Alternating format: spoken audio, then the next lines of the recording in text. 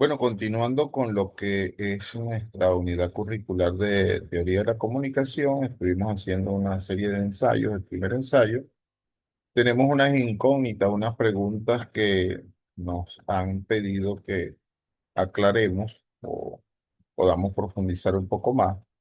Y en base a eso, la primera tiene que ver con lo que son la diferencia de el entendimiento de lo que la intersubjetión y su consenso manipulado dentro de lo que es también la falla de Shannon y Weaver.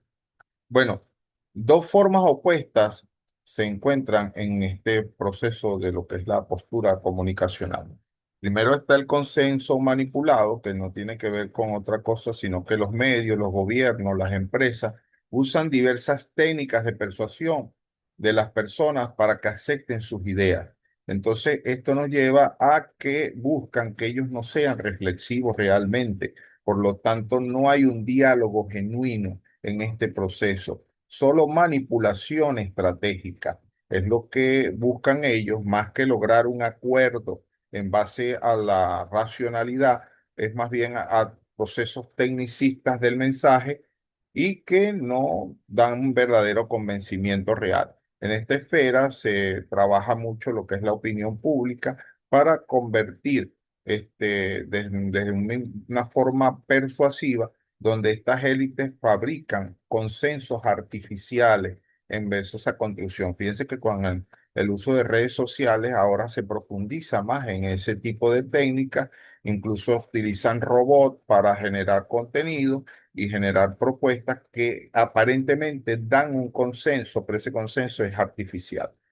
El entendimiento intersubjetivo, que es la propuesta de Habermas, es todo lo contrario, porque aquí sí es la idea de dos personas dialogando, dos grupos dialogando, o que donde hay ese proceso comunicacional de igual a igual, donde se cuestionan los argumentos. Cada quien da su postura y el otro hace el cuestionamiento. Buscan construir en forma conjunta un constructo de lo que es la verdad mediante el uso de la razón. Y por supuesto, aquí sí se requiere que haya una simétrica del respeto mutuo, de la apertura genuina verdaderamente, de lo que es el cambio de la comunicación auténtica, buscando que el otro comprenda lo que se está planteando y no generar procesos de dominación o procesos en los cuales se generan la coacción o la manipulación de la otra persona. Entonces, eso es lo principal aquí. Lo otro es el problema que tienen el modelo de Channing y Weaver, porque es un sistema más hacia las telecomunicaciones, donde hay un mensaje, un receptor, un emisor y un receptor y por supuesto un canal que transmite. Pero así no funciona la comunicación humana. Ese proceso reduccionista extremo que ellos plantean ignora la creación de significado. Por supuesto que en la comunicación humana existe un proceso semiótico y semiológico bien importante. No es simplemente una transmisión de datos. Excluye lo que es la ambigüedad del lenguaje, los juegos del lenguaje, como lo decía Wittgenstein, y por supuesto los múltiples sentidos de las palabras, la creatividad de lo que es la interpretación como tal que pueden darle las personas a las palabras según los juegos del lenguaje. Lo otro es que tiene por supuesto una visión muy limitada del ruido, solo considera ruido aquellos elementos técnicos de la estética, de la señal, de la debilidad o del sistema de código, pero ignora lo que tiene que ver con ese ruido que hablamos de semiológico, por ejemplo, las diferencias culturales, las diferencias ideológicas y los distintos procesos, que es verdaderamente lo que muchas veces interfiere mucho más en la comprensión real de las cosas y no en los tecnicismos estéticos como lo plantean ellos. La otra cosa es que también hay una ausencia de la reflexión, hay un proceso reflexivo. No hay una complementariedad en el proceso comunicacional, no hay donde los participantes puedan cuestionar o puedan aceptar o no aceptar las condiciones, lo que se está planteando y las condiciones mismas de la comunicación. ni mucho menos negociar las posiciones de poder. Entonces, eso también es otra limitante, por supuesto, en cuanto a lo que tiene que ver con ocultar esas posiciones de poder, presenta este modelo comunicacional una posición muy neutral, escondiendo las relaciones como tales de poder que atraviesa el proceso comunicativo y un consenso técnicamente efectivo que pueda generar lo que es ese proceso. Por lo tanto, para ello, el proceso efectivo sería políticamente manipulado para que pueda haber una aceptación plena. Entonces, este modelo de Chano y Guerra funciona más bien para las máquinas que para los humanos, porque los humanos no son así, entonces no tienen aplicabilidad plena. En cuanto a la otra interrogante que tiene que ver con la interpelación ideológica, romper con la lógica del estímulo-respuestas y los modelos tradicionales.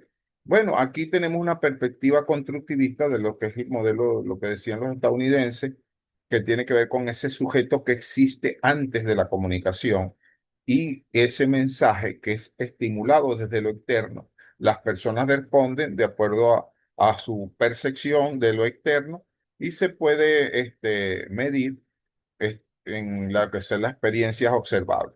En esta relación unidireccional de emisor activo y receptor pasivo, hay una ruptura que lo plantea Arthur, que tiene que ver con la interpelación ideológica, que propone que debe haber un proceso radicalmente distinto. La comunicación no influye solamente en el sujeto y que los que la crean. No existe un yo previo dentro del proceso comunicacional en el sentido de lo que ellos plantean allí, que tiene que ver con la ideología a través de la interpelación. Cuando ellos llaman a responder la ideología, no están distorsionando la realidad clara, sino que la generan en marcos de los cuales se perciben lo que es el pensamiento y cómo actúa el ser humano.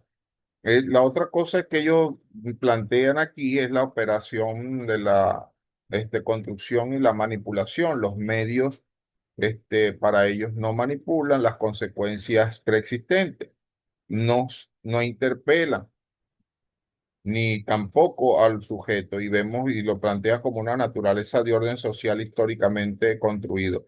Ese es el proceso ideológico. Lo que pasa es que también dentro de lo que es el imaginario colectivo de la gente se asume que todo lo que plantean los medios es veraz, es totalmente cierto, y sabemos que no es así. Entonces hay esa percepción, por eso es que muchas personas cuando le hablan de un tema, mire, pero eso es cierto, claro, lo dijeron en televisión o lo dijeron por radio, lo dijeron ahora a través de algún medio dentro de las redes sociales. Entonces hay ese proceso y por eso es que se plantea eso que ellos están diciendo. Entonces lo que funciona este, desde lo invisible es que mientras se transporta lo que es este proceso ideológico de construcción de esa operacionalidad a nivel preconsciente, se establece la subjetividad de lo que es la interpretación de todo lo demás. Entonces, allí tenemos que ver que el reconocimiento de la respuesta, no respondemos a mensajes externos, sino que los reconocemos, los aceptamos, los podemos, porque hay un proceso racional. Y entonces allí actúa lo ideológico y la interpretación de ese consumidor. Recuerde que nosotros vamos a entender desde donde nosotros partimos en nuestro conocimiento.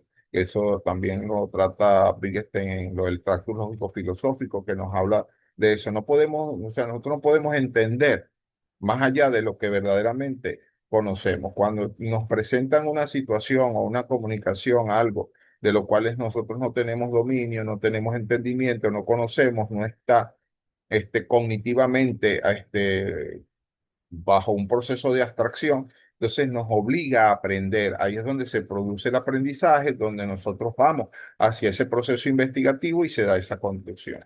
Entonces, todo allí tiene que ver con esos aparatos ideológicos y los medios. Sí, por supuesto que son instituciones que han venido permeando ese proceso cognitivo y han pedido generar incluso procesos de dominación ideológica a través de esas técnicas y de lo que estábamos hablando anteriormente. Entonces, ¿cómo nos impacta? Por supuesto que los sujetos, que es un producto de interpelación permanente, donde los medios generan un efecto que permanentemente y, por supuesto, como se ha construido ese imaginario que lo que viene de los medios es totalmente real, que gracias a Dios ya el proceso se viene dando donde el ser es un poco más crítico en base a eso y por lo tanto podemos ver que no siempre es así.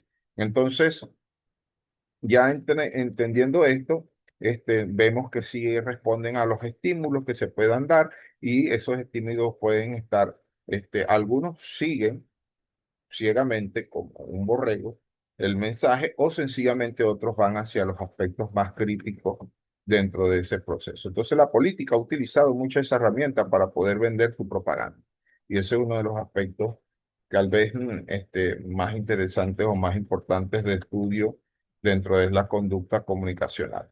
Entonces el neopositivismo, podemos decir en líneas generales, que es una comunicación que transmite técnicas de información y mide efectos observables de los sujetos preexistentes. La teoría crítica muestra más bien una comunicación constructiva que la crea el sujeto y la construye en base a las realidades y hace lo que es un estudio racional y crítico de las cosas.